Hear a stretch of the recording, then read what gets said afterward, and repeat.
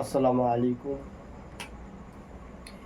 এক বৃদ্ধ ব্যক্তি প্রশ্ন করল যে ইবাদত করার জন্য বৃহত্তম দিন কোনটি? উত্তরে বললেন মৃত্যুর আগের দিন।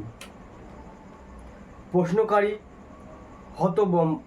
হতভম্ব হয়ে বলল, মৃত্যুর সময়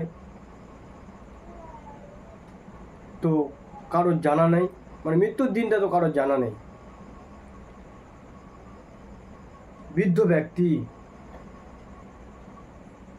বৃদ্ধ ব্যক্তিটি বললেন, তাহলে জীবনের প্রতি দিনটাকে জীবনের শেষ দিন মনে করো।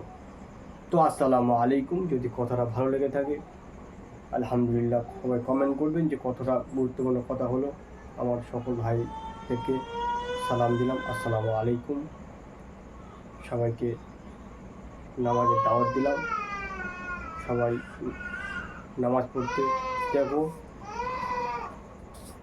কোরআনের হরফগুলো যদি কালো হয়, কোরআনের হরফগুলো কালো, কিন্তু ওই কোরআনের ভিতর লুকিয়ে আছে হেদায়েতের আলো। আসসালামু আলাইকুম।